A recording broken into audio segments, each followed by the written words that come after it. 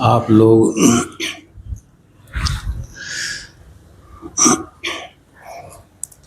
परम सौभाग्यशाली हैं, क्योंकि आपको इस जीवन में क्या करना है,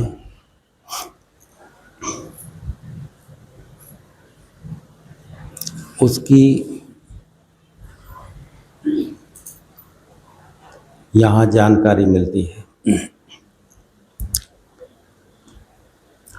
अभी तो आदमी को ये पता ही नहीं है कि उसे यहाँ धरती पे करना क्या है।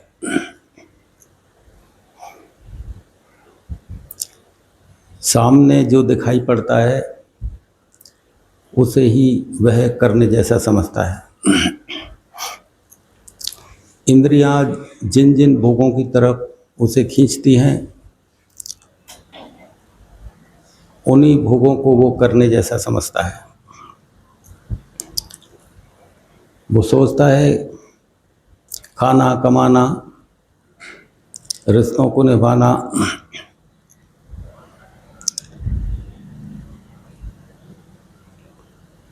इसके अलावा और करने जैसा क्या है।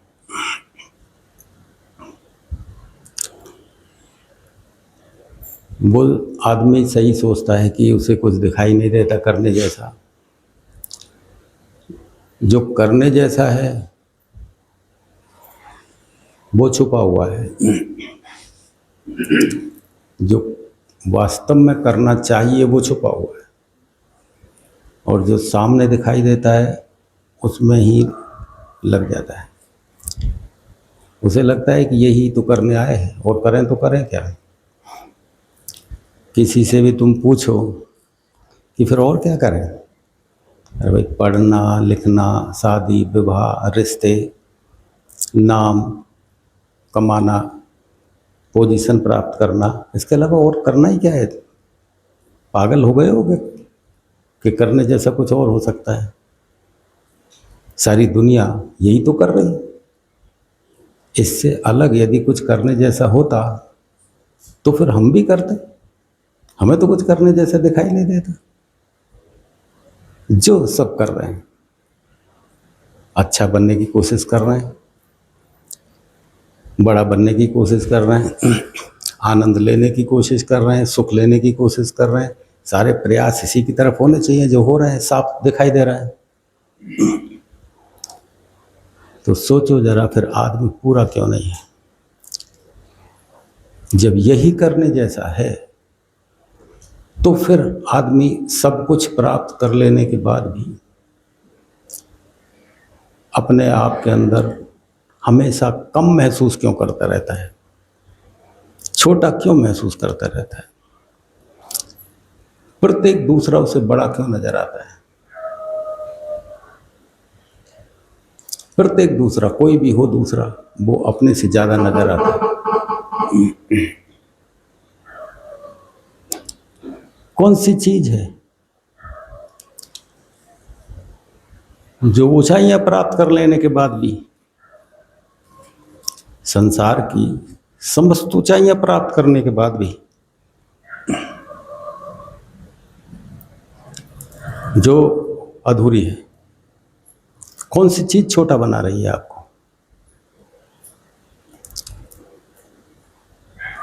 क्या है छोटा, इसे जानना पड़ेगा। उस छोटे को किस तरफ बढ़ाना चाहिए कि वो संतुष्ट हो जाए, उसकी पूर्ति हो जाए। जिस तरफ आप बढ़ रहे हैं, जो भी संसार की उपलब्धि है उनको लेने की तरफ आप बढ़ रहे हैं, और आपको ये नजर आ रहा है, तो फिर करें तो करें क्या। तो फिर पूरे क्यों नहीं हो रहे, कमी क्यों खिलती है। हर क्षण आपको दूसरे बड़े क्यों लगते हैं, आप उनसे छोटे क्यों लगते हैं। कौन सी कमी है, उसे खोजना जरूरी है। वो कैसे खोजने में आएगी, उसका कोई पता निशान नहीं है व्यक्ति को, उसका कोई नक्शा नहीं है आदमी के पास, उसकी कोई दिशा नहीं है आदमी के पास।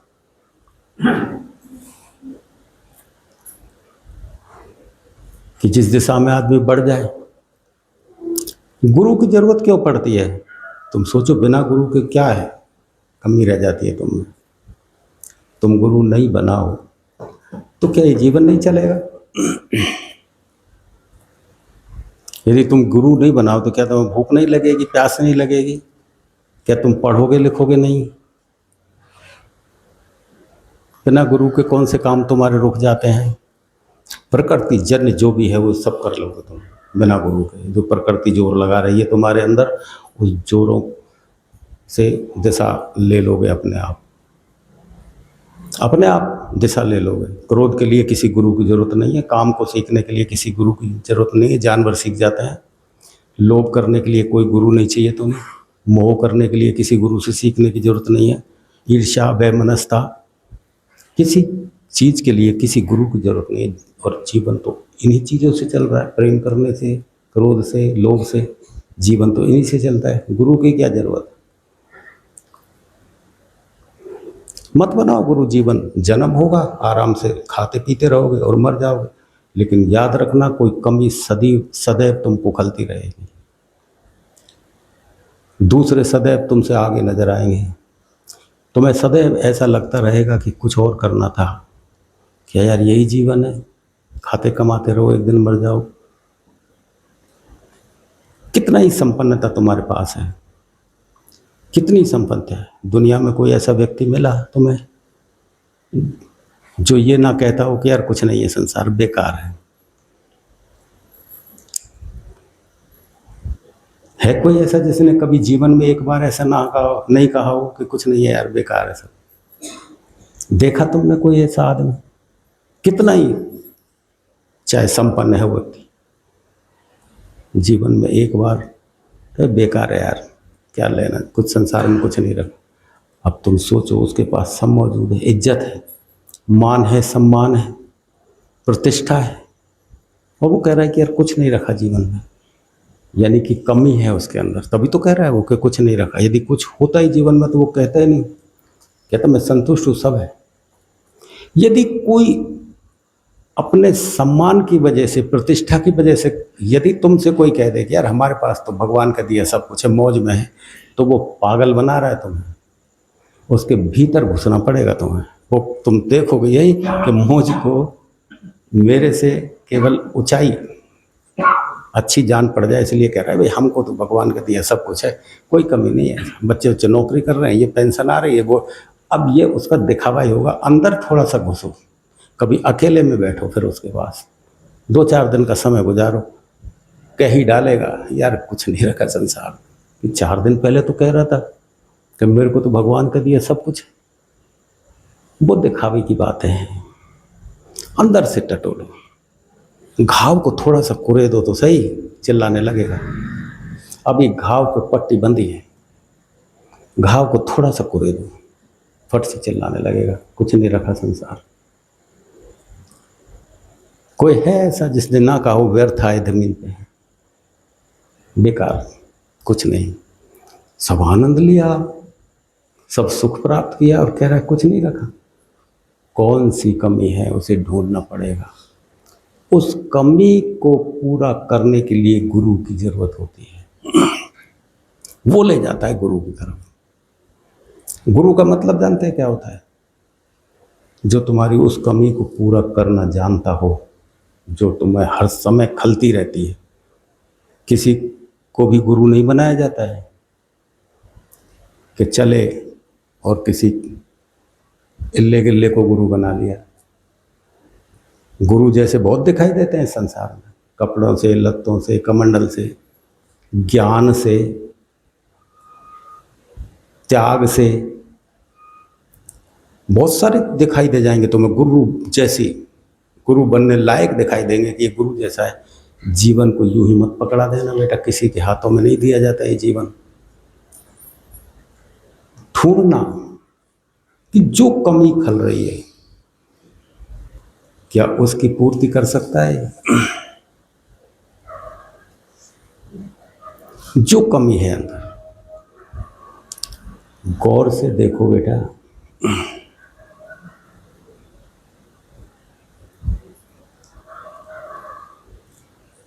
सुग्रीव को विश्वास कब हुआ राम के ऊपर? एक दृष्टांत आता है ऐसा कि 7 वृक्ष ताड़ के थे इस तरह से कोई, तो उन्होंने कहा कि एक ही बाण में यदि इन 7 वृक्षों को ये गिरा दे, ऐसा कुछ दृष्टांत है। कुछ गड़बड़ हो जाए तो भाई ध्यान मत देना, क्योंकि मैं तो ज़्यादा अध्ययन करता नहीं शास्त्रों को, जितना ही याद होता है तुम्हारे से जितना ही है याद। तो ताड़ के 7 वृक्ष होते हैं, हो सकता है ताड़ की जगह कोई और वृक्ष रहे हो और तुम मुझे पकड़ने लगो कि साहब ताड़ के नहीं थे। मुझे ताड़ से मतलब नहीं है, मुझे बात से मतलब है। क्या कहना चाह रहा हूँ, उसको पकड़ना। कहीं समझो कि वो तो ताड़ के थे नहीं, वो तो ऐसे कहा था वैसे कहा था। मुझे इन चीज़ों से क्यों घुमाते हो? ये सोचो मैं कहना क्या चाह रहा हूँ, इन बातों की जरूर उसे पकड़ा करो। कोई कहानी कहूँ, कोई दृष्टांत कहूँ, उसमें कोई कमी बेसी रह जाए कि नहीं ये ऐसे नहीं ऐसे थी, अरे तुम कहाँ घुस रहे हो? मुझे क्या मतलब है ऐसी थी कि वैसी थी? मैं कहना क्या चाह रहा हूँ उसे पकड़ो। ये है सबसे बड़ी बात जो मैं कहना चाह रहा हूँ। तो वो ये दृष्टांत आता है, राम ने एक ही बाण में 7 वृक्ष जो है वो गिरा दिए। तो सुग्रीव को विश्वास हो जाता है कि ये बाली को मार देंगे। तो अपना समर्पण कब किया उन्होंने कि उसके पास एक ही कमी थी, उस जो संसारिक कमी एक ही थी कि वो बाली को मार सकता है। नहीं कि बाली ऐसा था कि कोई भी उससे लड़ने आए तो आधा बल उसमें चला जाता था। तो भरोसा नहीं होता था सुग्रीव को कि कोई उससे मार भी सके। और हनुमान ने गवाही दे दी थी कि राम परम पुरुष हैं। तो हनुमान की गवाही के आधार पर उनको फिर भी संशय बना रहा, यार हनुमान गवाही दे रहा है तो हनुमान ही बल बुद्धि का निधान है। हनुमान यदि किसी की गवाही दे रहा है इसका मतलब बात में दम है। लेकिन फिर भी संदेह नहीं टूटा सुग्रीव का। हनुमान की गवाही पे भी संदेह नहीं टूट रहा है, क्योंकि हनुमान की शक्तियों के बारे में आपको मालूम है। कह रहा है कि नहीं ये पूर्ण पुरुष हैं, फिर भी संदेह नहीं टूट रहा है। फिर कह रहा है कि मुझे तो तब होगा भरोसा तब ये 7 वृक्षों को एक बाण में गिरा था। और एक बाण में जब गिराया तो सुग्रीव का समर्पण हो गया उनके प्रति। यानी कहाँ समर्पण किया सुग्रीव ने? जहाँ उसकी वो कमी जो थी वो पूरित हो जाती है। हर किसी व्यक्ति के सामने वो नहीं झुका, समर्पित नहीं हुआ, मित्र नहीं बनाया। तो तुम्हारे अंदर जो कमी है, जो कमी है, उस कमी को पूरा कौन कर सकता है? क्या कोई कथा बाँचने वाला करेगा? क्या कोई दाढ़ी मूछ बढ़ाने वाला करेगा? कमंडल धारण करने वाला, या त्याग करके घर से चला गया है, हवन यज्ञ कर रहा है ना, पूरे जीवन बैठा ही नहीं, आदमी खड़े खड़े ही रह रहा है। ऐसे भी मैं देखता हूँ कई बार खड़े खड़े ही रहते, मोटे मोटे पैर हो गए सूझ के, वो बैठता ही नहीं है और वो खड़ा ही खड़ा रहा है, कभी बैठा ही नहीं। ऐसे मोटे मोटे पैर हो गए। अब बोलो ऐसे आदमी के प्रति श्रद्धा बनती है कि नहीं बनती? यार बड़ा ऊंचा आदमी है, गुरु बना लो, तो इतने दिन से बैठा ही नहीं। अरे तो ये तो सोचो कि बैठा क्यों नहीं? जब भगवान ने ही बैठने के लिए व्यवस्था दी है, भगवान ने तुमको ऐसा बनाया है कि तुम धरती पर बैठ सको और तुम खड़े ही रहे हो, तो भगवान का तो विरोध हो गया ना इसमें। क्यों भूखे मर रहे हो? जब भगवान ने तुम्हें दोनों टाइम भूख दी है तो खा लो खाना, कि नहीं साहब ये तो आलू ही आलू खाते हैं। अब श्रद्धा बन गई, बना लिए गुरु। सोचो तो सही कि उसके एक टाइम आलू खाने से और उसके पूरे जीवन खड़े रहने से तुम्हारी कमी पूर्ति हो रही है? तुम्हें संतुष्टि आ रही है? तुम्हारा अभाव खत्म हो रहा है? हो जाएगा खत्म ऐसे देखने से। हनुमान ने अपने आप को समर्पित कैसे किया राम को? शकल देख के, ऊर्जाओं के आधार पे। बाहर से कुछ नहीं देखा उन्होंने। बाहर से तो हनुमान के पास ही सब कुछ था। 8 से दिन अभिनित केदा था, सब कुछ था, सब कुछ, कोई चीज की कमी नहीं थी। बल बुद्धि सब, शक्ति सब थी। इसके लिए गुरु नहीं बनाया था राम को, हनुमान जी ने। गुरु तभी बनाया जाता है कि हमसे अधिक किसी के पास हो, हमारी कमी को पूर्ण कर सकता हो वो जो व्यक्ति, जो हमारे अभाव को समाप्त कर सकता हो। इतना सब कुछ था हनुमान जी के पास, कौन सा अभाव था? वही अभाव था जो आपके पास है, कि आपके पास भी सब कुछ है, संतान है, पत्नी है, पैसा है, मकान है, जायदाद है, रिश्ते, सब कुछ पकड़ रखा है आपने, सब कुछ, लेकिन फिर भी कोई चीज है जो कमी का एहसास कराती है आपको हर क्षण, हर क्षण कमी का एहसास कराती। वही कमी का एहसास हनुमान कर रहा था, और यदि नहीं कर रहा होता तो गुरु की कोई जरूरत नहीं थी। क्या जरूरत है? खुद ही बड़े थे, अपने से बड़ा क्यों मानेगा हनुमान राम को? खुद ही सर्वे सर्वा है। लेकिन देखिए राम के अंदर से जो ऊर्जा आ रही है वो संतुष्टि की ऊर्जा है, वो अभाव की ऊर्जा नहीं है, संतुष्टि की ऊर्जा है। राम के अंदर से जो ऊर्जा आ रही है, एक आध शब्द ही बोले होंगे राम ने हनुमान से। रामायण आप पढ़ते हैं, ज़्यादा अध्ययन नहीं है इसलिए थोड़ा सा विश्लेषण नहीं करूँ, आप पढ़ लेना। 2-4 शब्द ही बोले होंगे, ज़्यादा नहीं कि सब 2-4 घंटे की वार्ताएं हुई हो राम की और हनुमान की, कि 2-4 घंटे में उनको समझाया समझी कह रही होगी, नहीं, बस इतनी सी 2-4-5 बात करी होंगी। हनुमान ने नोटिस किया कि इनके अंदर से कोई बहुत संतुष्टि की ऊर्जा निकल रही है। देर नहीं लगाई, एक क्षण की भी देर नहीं लगाई बेटा। जिस समय पता लग जाता है कि यहाँ मुझे संतुष्टि मिल सकती है, जीवन को वही न्यौछावर कर दिया। पीछे बनाया हनुमान ने गुरु उनको, उसी समय भगवान कहने लग गए थे, उसी समय भगवान यानी गुरु भगवान एक ही बात, भगवान उसी समय कहने लग गए, उसी समय समर्पित हो गए, जहां से संतुष्टि निकल रही। गुरु जो संतुष्ट कर सकता है उसे बदला नहीं जाता है। ऐसा नहीं होता है कि भाई तुम जागृत नहीं हो सके, संतुष्टि तो उसके अंदर से नहीं निकल ही रही है, लेकिन कुछ लोग जागृत हो गए, कुछ नहीं हो सके। तुम्हारे जागृत ना होने से उसकी पूर्णता खतरे में नहीं आती है। तुम जागृत नहीं हो सके तुम्हारे कर्मों की वजह से, उसकी वजह से नहीं कि उसकी तरफ से कोई अभाव है, तुम्हारे कर्मों का पर्दा आ गया है और तुम इस वजह से गुरु बदलो तो ठीक नहीं। गुरु कब बदलना चाहिए? जब तुमने गुरु दिखावे वाला कर लिया हो,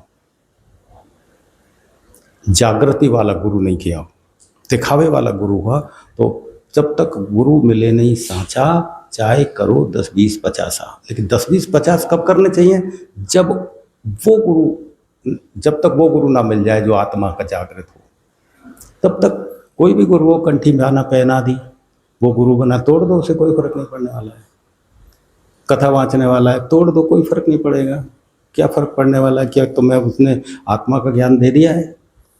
गुरु तो बनाया इसलिए जाता है जो आत्मा को ज्ञान दे सके, जो आत्मा से भरा हुआ है वो गुरु होना चाहिए। तुम जागृत होते हो तो फर्क नहीं पड़ता, नहीं होते हो तो लाइन में खड़े हो, पहुंच ही जाओ।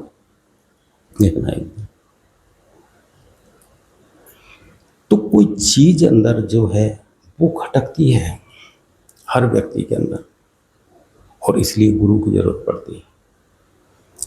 हालांकि गुरु एक दरवाजे की तरह है,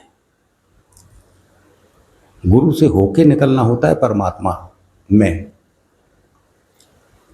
गुरु एक दरवाजा है, गुरु एक मार्गदर्शक, एक दरवाजा है। अपनी ऊर्जा से वो तुम्हें उस ऊंचाई तक ला देगा जिस ऊंचाई तक गुरु की आवश्यकता है। अपनी ऊर्जा के पावर से तुम्हें अंदर से वहां तक ले आएगा जहां तक उसकी जरूरत है। और जब उसके देखेगा कि अब ये साधना सीख गया है, तो उस समय तुम उस गुरु को हटा दो अगाड़ी से, क्योंकि अब गुरु की आवश्यकता नहीं है। उससे आगे गुरु की कोई जरूरत नहीं है, स्वयं अकेला ही जाना पड़ता है। यहां से आगे गुरु पीछे हट जाएगा तो उस अवस्था से आगे, क्योंकि प्रेम गली अति सांकरी जामे दो ना समाए, तुम अकेले, क्योंकि साधना सीख गए हो, जब साधना सीख गए हो तो गुरु अपना हाथ हटाता है, तुम अकेले चलो। यही है नियम। जो गुरु तुम्हें चिपकाए रखे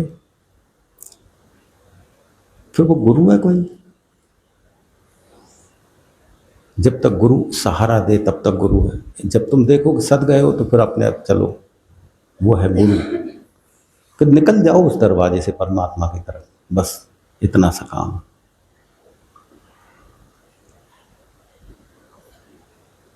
यही बात कृष्ण भगवान अर्जुन को समझा रहे हैं कि अर्जुन तुम मुझ में मन वाला बन, मेरा भक्त बन, मेरा पूजन करने वाला बन, मुझे नमस्कार कर। इस तरह तू निश्चित ही मुझको प्राप्त हो जाएगा। क्यों कह रहे? क्योंकि अर्जुन के अंदर भी वही कमी थी, कमी खटकती थी। चाहे वो दुनिया का सर्वश्रेष्ठ तीरंदाज था, सर्वश्रेष्ठ राजनीतिज्ञ था, सर्वश्रेष्ठ ज्ञानी था, सब कुछ था अर्जुन के पास, लेकिन असंतुष्टि थी। सब कुछ प्राप्त करने के बाद भी असंतुष्टि थी। असंतुष्टि की पीड़ा, कमी की पीड़ा उसे हमेशा सलाती रहती थी कि क्या वो कमी बाहर से पूरी नहीं हो सकती थी अर्जुन की। सर्वश्रेष्ठ तीरंदाज बनने पर कमी नहीं हो रही थी पूरी। कैसे कमी पूरी हो सकती थी? ये गुरु बताता है रास्ता, तो वही रास्ता बता रहे हैं। हे अर्जुन तू मेरा भक्त बन, मुझ में मन वाला बन। झुका नहीं रहे अर्जुन को बेटा, संसारी प्रक्रिया नहीं हो रही है ये, झुका नहीं रहे हैं, ऊपर उठाने की प्रक्रिया बता रहे हैं कृष्ण अर्जुन को। मुझ में मन वाला बन। ये संसार में जो मन लगा रखा है ना तेने, संसार की उपलब्धियों में जो मन लगा रखा है, लगा के देख लिया है, वहाँ से कुछ नहीं मिला तुझे। आज भी अभावग्रस्त है, आज भी असंतुष्टि काट रही है। इस बात को सोच। अब तेरे पास एक ही विकल्प है, मुझ में मन वाला बन। इसको और करके देख ले। सब जगह मन लगा के देख लिया, अब तू एक बार ये कर, मुझ में मन वाला बन, मेरा भक्त बन, मेरा पूजा करने वाला बन, मेरी पूजा करने वाला बन, मेरे को नमस्कार कर। भक्त बनने का मतलब विनम्र होकर बैठ जाना नहीं। मैं बार बार समझाता हूँ, विनम्रता भक्ति नहीं होती। भक्त बनने का मतलब है कि तू इतना टूट जा कि मेरे अलावा फिर संसार में कुछ नजर ना आए। जैसे तुमने भजन सुना कि जित देखूं जित तू ही तू, इतना प्रेम हो कि आकाश में भी तेरी छवि दिखाई देने लगे, जमीन में भी तू, पत्ते में भी तू। प्रेमियों को हो जाता है अक्सर ऐसा। प्रेमियों को तुमने देखा होगा बेटा, जो प्रेमी एक दूसरे में डूबते हैं तो उनके चलने का ढंग भी लगभग एक सा हो जाता है, उनकी बात करने का ढंग, उनके समझने का जो है एरिया, वो भी लगभग एक से अंडरस्टैंडिंग हो जाती है। विरोधाभासी नहीं रह पाते। जो प्रेमी बोलता है उसका प्रेमी भी उसके समर्थन बोल, हाँ हाँ ये ठीक है। दूसरे लोग विरोध करते हैं, उनका इतना प्रेम है कि उनके चलने उठने बैठने बातों के समर्थन लगभग एक जैसे, यहाँ तक कि उनकी राइटिंग भी लगभग मिलने लग जाती, तब प्रेम हो जाता है। लेकिन वो प्रेम अधूरापन है, हमेशा खटकता है, टूट जाएगा एक दिन। वो प्रेम वो पूर्ण नहीं करेगा, दो का आभास हमेशा बना रहेगा, एक नहीं कर पाएगा वो प्रेम का। कितना हो गया, इतनी एकता हो गई, लेकिन एक रूपता नहीं हो पाएगी। हमेशा दो कट, कितने ही शरीरों को पास लिया हो, क्या फर्क पड़ता है। वो अलग बोलेगा, तुम अलग बोलो, दो ये प्रेम इतना ही सरका सकते हैं। कृष्ण कहते हैं कि मुझ में मन वाला बन, ये दो के भेद खत्म हो जाएंगे। तेने संसार से प्रेम किया है, दो के भेद में नहीं मिटे तेरे, क्योंकि दो के भेद रहते कब है? तब जब अहंकार रहता है, जब दो के भेद रहते हैं। तो कृष्ण कहते हैं कि ये सब करके देख लिया तेने, अब तुम मुझ में मन वाला बन के देख, ये दो के भेद हट जाएंगे, क्योंकि मेरा प्रेम अहंकार को मिटा देता है।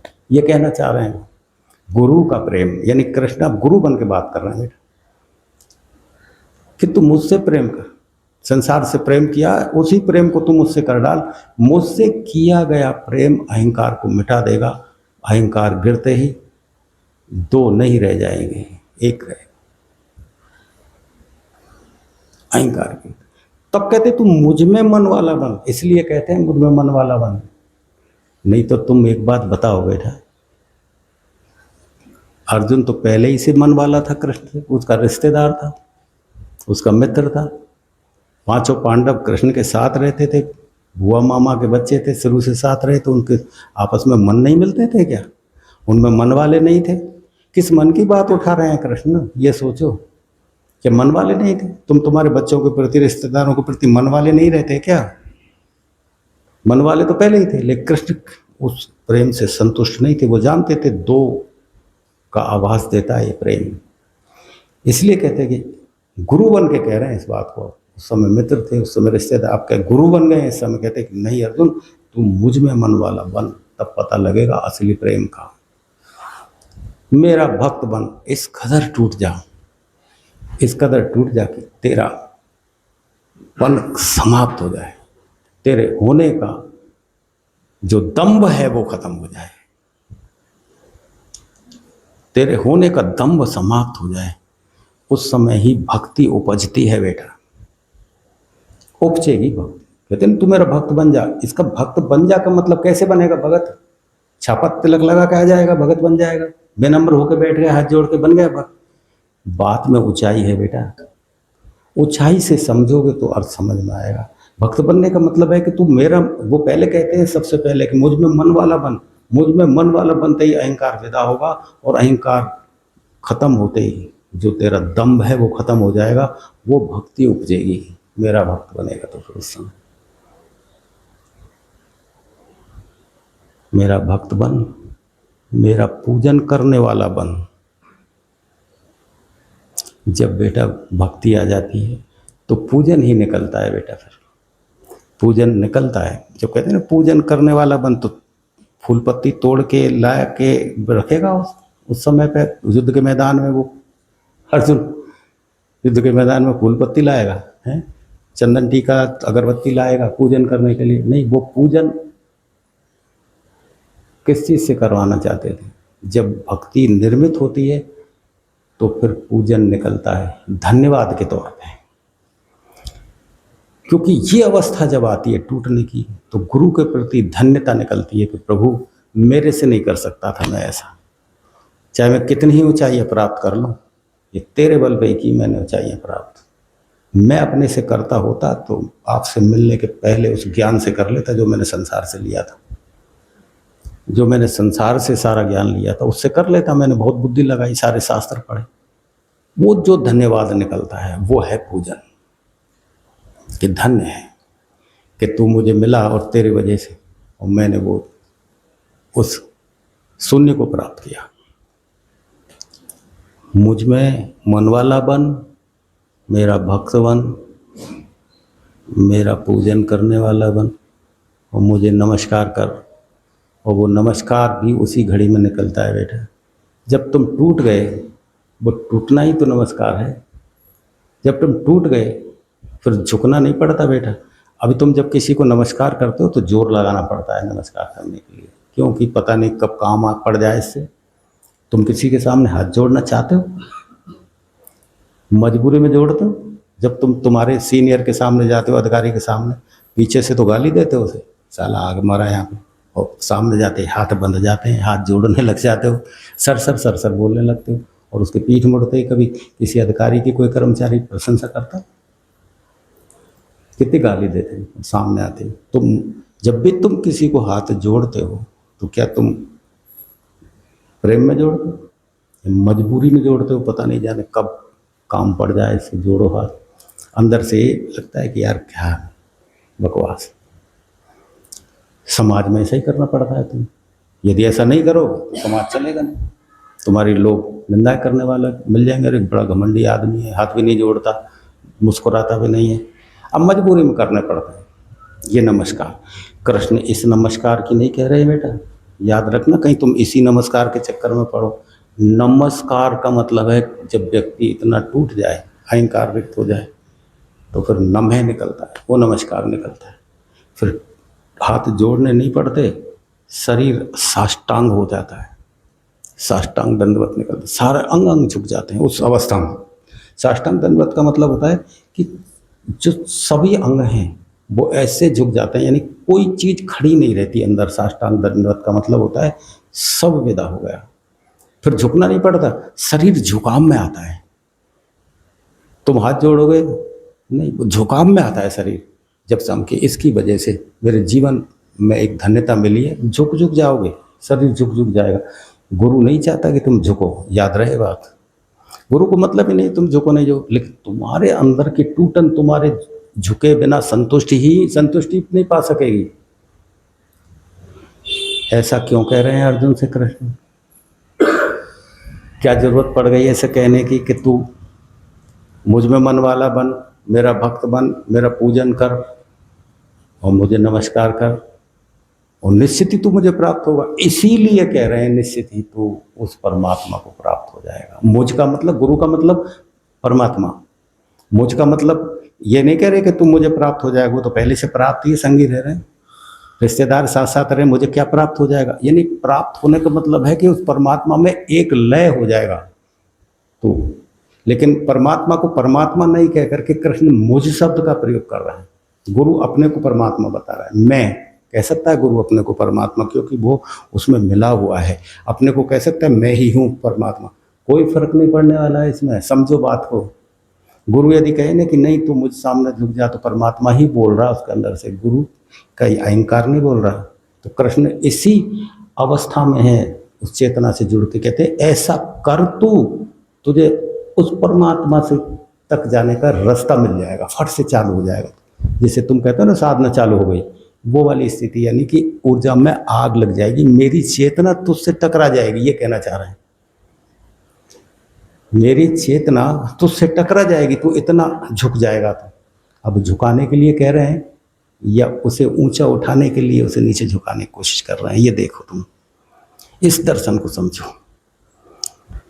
कृष्ण इसलिए नहीं कह रहे कि तू झुक जाएगा तो तेरे ऊपर मैं आधिपत्य करूंगा, मैं तुझसे बड़ा सीनियर बनूंगा। नहीं भाई, ये संसारी भाषा नहीं है। इसलिए कि तेरा रास्ता वहीं से निकलेगा ऊंचाई का, और ऊपर से रास्ता नहीं जा सकेगा। इतना प्रेम करेगा, संसारी प्रेम से वो रास्ता नहीं मिला तुझे, तू जरा मुझसे प्रेम करके देख, रास्ता कुछ और बन जाएगा। और बेटा यही होता है, तुमने देखा है संसार में कितने ही लुट जाना, कुछ नहीं मिलने वाला है। गुरु से थोड़ा बहुत ही प्रेम कर लिया ना तुमने, तो उबकाई आने लग जाए। उबकाइया का मतलब चेतना में धुआं उठने लग जाए। जैसे आग जलने से पहले आग जलती है ना, उससे पहले धुआं उठता कि नहीं उठता बेटा? आग तो पीछे लगती है।